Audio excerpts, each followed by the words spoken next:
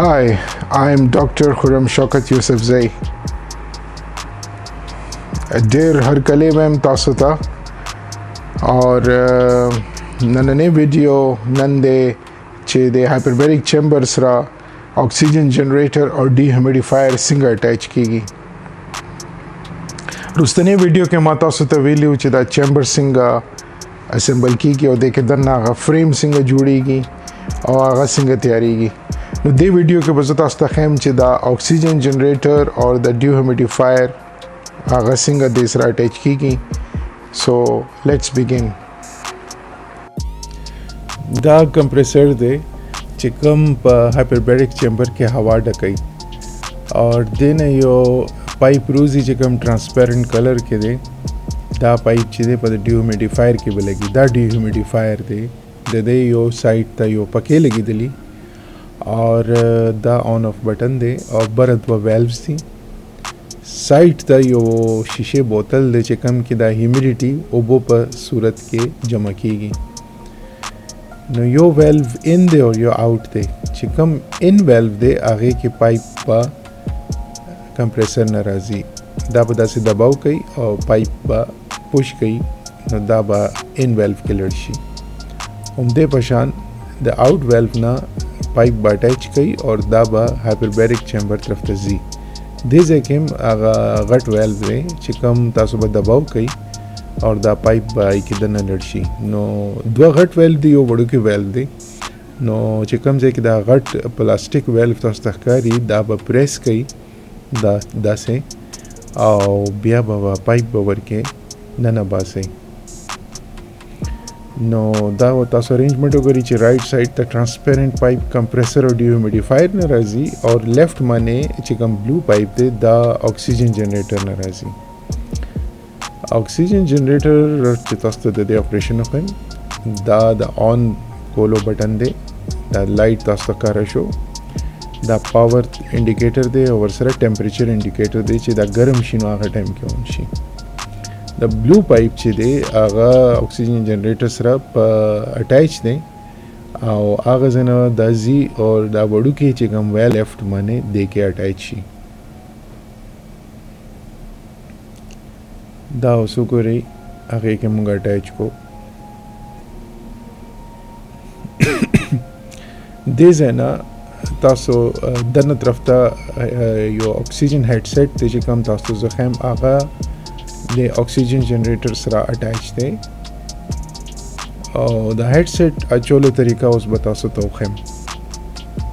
دې کې داسې ګرووز جوړ شوي دي. دا به ستاسو د غوږونو د پاسه ځي. دا وګورئ دواړه غوږونو د پاسه د راغو او دا چې کوم یو هیډ سیټ دی دنه هوا چې د په پریشر باندې پوزې طرف ته ځي چې کوم 100% پیور اکسیجن دی اور ستاسو خولې نه کاربن ډای اکساید وځي چې کوم هغه بهر وځي. دا آن آف بٹن دی. د سره لاندې یو ګول ناب دی چې کوم کلاک وایز اینټي کلاک وایز تایویږي. دې کې 0 نه لیکر 10 پورې انډیکیشن دی. دا تاسو ته د اکسیجن فلو ښیي. دې ته موږ فلو میټر وو. نو د دې بیسټ سیټینګ چې دی 5 لیټر اور 6 لیټر دی چې 6 لیټر د دې ټولو نه بیسټ هغه دی سیټینګ دی. ولې چې هسپتالونو کې 5 سے 6 لیټر ورکوي. 10 لیټر کولو ضرورت نشته ولې چې دا پریشر خلاف کار کوي. اوس تاسو د اکسیجن هیډ سیټ دنه طرف نه لګولو طریقه تاسو ته ښیم. نو دا چې دی کنه د دې یو سایډ ته چې کوم دا تار دی دا به دنه لګو. راځي چې دنه لړ شو.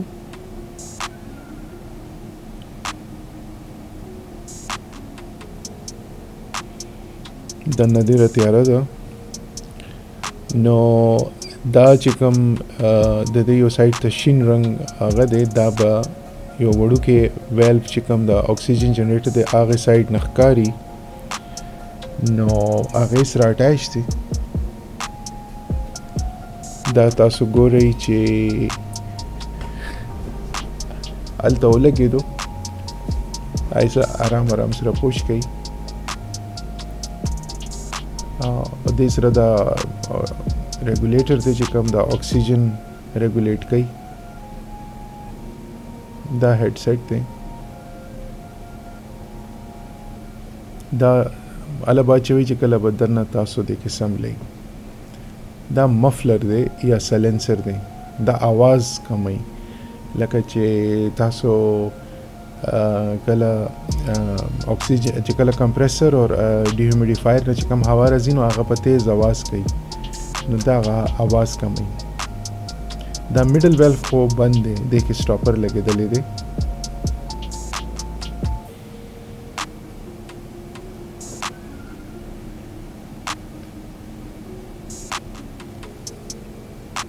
نو راځي چې دا مفلر لګولو طریقه تاسو ته هم دا به د خالی ځای کې هغه کوي نو دا چې غړې د پاسو لګوي او هغه ستنې کم ډایرکشن کې زی دا هغه سایډ سره ټایټ کیږي دا اوس ګوري دا غلط طریقه ده او چې غړې ستنې کم ډایرکشن کې تاوی کو دا ستاو کوي نو دا به ټایټ کېدل شروع شي د کلاک وایز موشن اور دا ریم چې ده کنه دا بتاوي پلاستیک والا حصہ چې دا هغه فری ده او دې کې وړي وړي کې سوري دي چې کم نه دا هوا راځي کم کمپریسر او ډیهومیډیفایر نه راځي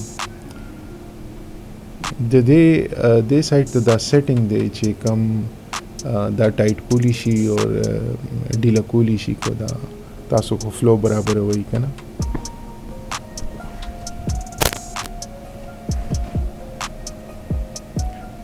نو دا ډېر په اسانه مونږ دا دنه اسمبلینګ وکړو بهر سایډ نه تاسو ګورئ دا لیفٹ سایډ باندې اکسیجن 100% را روان دی اور رائٹ سایډ باندې دا ترانسپیرنٹ هغه دی اوس تاسو د زپ لګولو طریقه تاسو ته خیمه دلته درې زپونه دي ټول لاندې زپ به تاسو بند کړئ دا دنه طرف نه بندېږي او بهر طرف نه دا چې کله بند شي هغې نه پس تاسو به دا ربړ سیل دی هغه به هغې د سره په ارام ډېر استقامت سره دنه به واچوئ او هغې نه پس تاسو دا برنی زپ چې دی که نه هغه به بند کړئ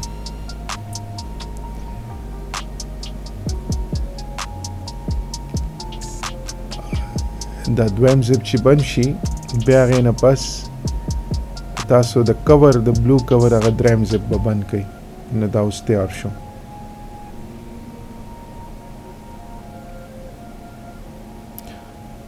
اوس راځئ چې کمپریسر آن کو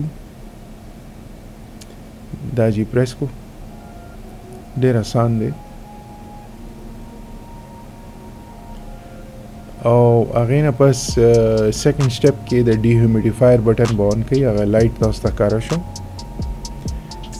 بیا به دا ویلو تاسو بند کړئ دا انټي کلاک وایز پوزیشن کې کولاویږي او کلاک وایز پوزیشن کې دا کلاک وایز پوزیشن کې بندېږي تقریبا 15 منټه کې سلو دا هایپربیریک چیمبر به ډکېدل شروع شي رو تاسو ګورئ چې د هغې شیپ بدلیږي تاسو به لاس کېږدئ نو تاسو ته به محسوس شي چې دا رو ډکېږي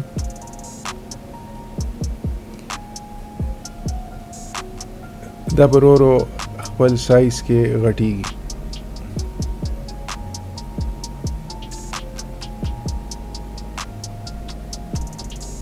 تقریبا 15 منټه اخلي دا ټول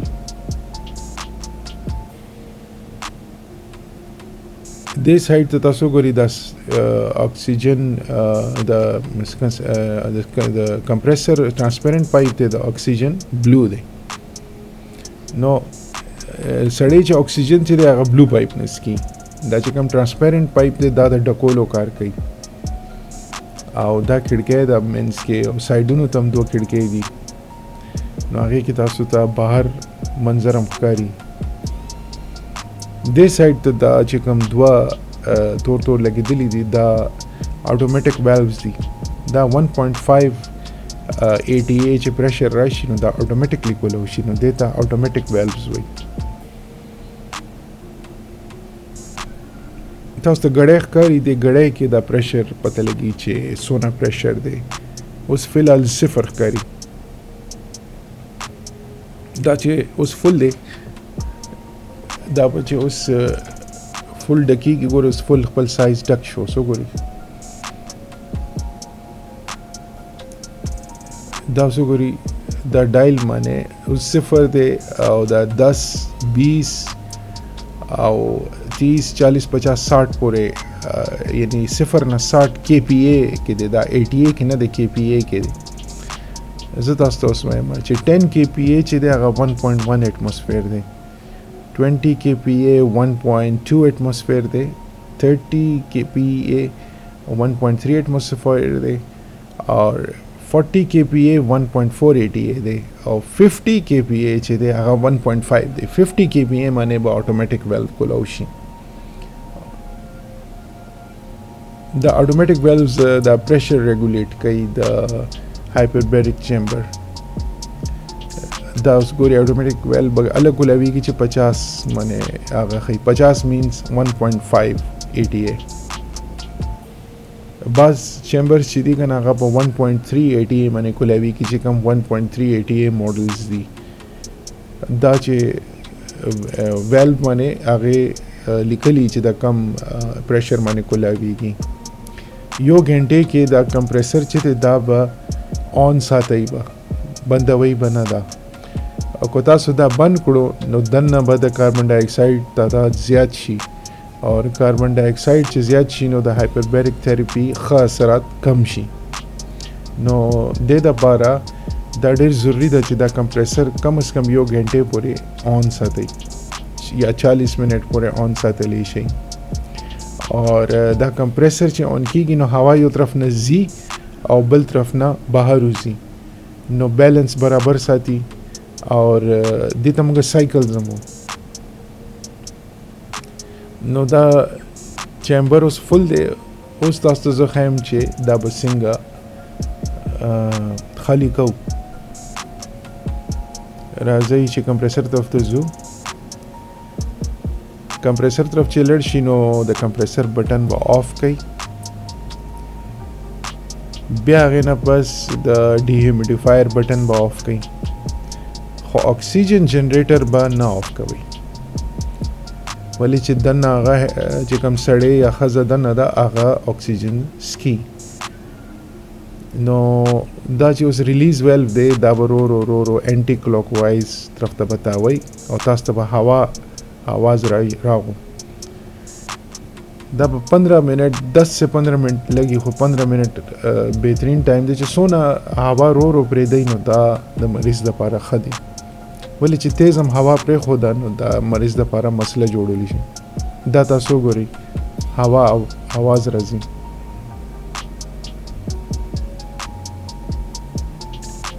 دا وګورئ دا تاسو پریشر د دې چې کم رفتار کمولو یا زیاتولو شي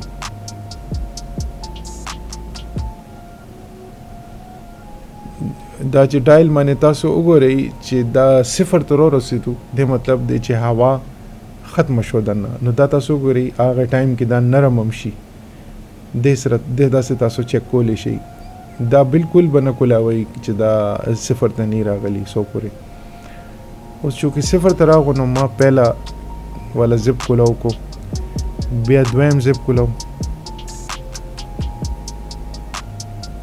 دویم زپ میں کولاو کو اور دا ربر سیل ډیر په آرام او ډیر په استقامت باندې به تاسو کولاو کوي اور بیا به دریم زپ هم کولاو کوي. دا ډیر اسانه طریقه ده د هایپربیریک چیمبر استعمالولو. نو تاسو دا وکړه کنه سونه آسانو ده.